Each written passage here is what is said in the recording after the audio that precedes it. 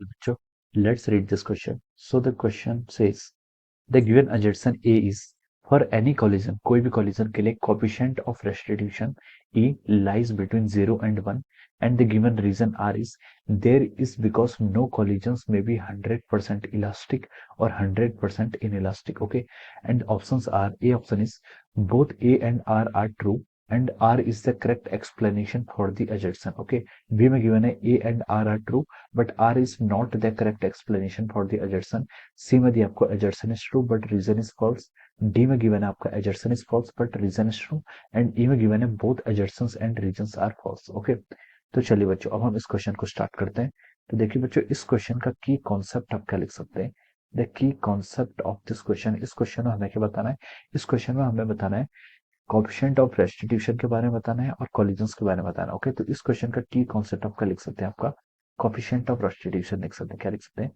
Coefficient of restitution is the key concept of this question. Okay, coefficient of restitution is the key concept of this question. Okay, तो देखिए बच्चों coefficient of restitution होता है क्या. coefficient of restitution आपका एक क्या होता है, रेशियो होता है. It is defined the ratio of the velocity of separation. किस किस का रेशियो होता है आपका, velocity of separation to the velocity of approach. किसे बोलते हैं आपका, velocity of separation divided by velocity of approach. Okay, ये जो रेशियो होता है इसे हम क्या बोलते हैं आपका, this ratio is defined as our coefficient of restitution. इसे हम कोएफिशिएंट ऑफ रेस्टिट्यूशन से क्या करते हैं आपका डिफाइन करते हैं. ओके, तो देखिए बच्चों velocity of separation to the velocity of approach, this is the definition of our coefficient of restriction. Okay, तो देखिए जो आपका कोएफिशिएंट ऑफ रेस्टिट्यूशन होता है इसकी वैल्यू आपकी 0 से लेकर 1 के बीच में लाई करती है. ओके, इसकी वैल्यू आपकी 0 से लेकर 1 के बीच में लाई करती है.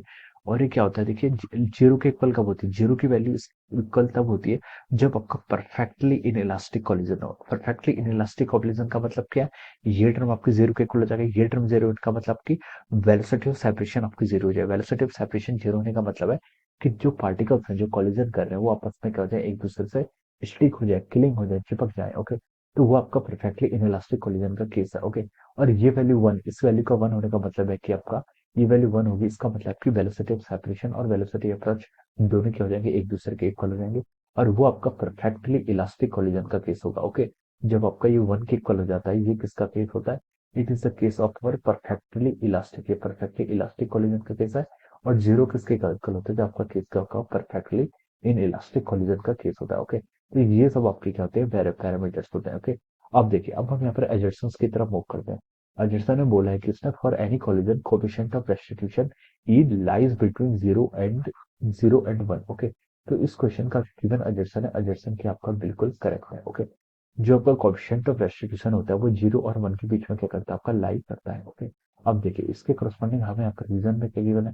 रीजन ने बोला कि there is no collision may be 100% elastic और 100% इनइलास्टिक. ओके, ये स्टेटमेंट भी क्या आपका बिल्कुल करेक्ट है. ओके, कोई भी ऐसा कोलिजन नहीं हो सकता है परफेक्टली इलास्टिक और परफेक्टली इन इलास्टिक कोलिजन. आपका क्या आइडियल केस है. Okay, this do not happen in our real life. Okay, तो बोल सकते हैं कि आपका एजर्सन भी करेक्ट है और रीजन भी करेक्ट है. ओके, और आपका जो रीजन है it is the correct explanation for the एजर्सन. Okay, 100% elastic का मतलब क्या आपका परफेक्टली इलास्टिक कोलिजन और 100% इन इलास्टिक का मतलब क्या आपका perfectly in elastic collision. Okay, तो ये दोनों केसेस के आपके पॉसिबल नहीं है. और आपकी कोएफिशिएंट ऑफ रेस्टिट्यूशन की जो वैल्यू होती है वो क्या करेगी, आपकी 0 से लेकर 1 इन दोनों के बीच पर क्या करेगी, आपकी लाई करेगी between the perfectly inelastic collision to the perfectly elastic collision. Okay, so assertion is true, reason is true and reason is the correct explanation for the assertion. Okay, तो इस क्वेश्चन के corresponding देखिए जो आपका option A है, option A क्या हो जाएगा आपका बिल्कुल करेक्ट आंसर हो जाएगा. Okay, we can write down that option A is the correct answer of this question. Option A क्या हो जाएगा आपका, इस क्वेश्चन का आपका करेक्ट आंसर हो जाएगा. assertion भी ट्रू है और रीजन भी ट्रू है और reason is the correct explanation for the assertion. Okay, so I hope you all understood this concept. All the best and thank you so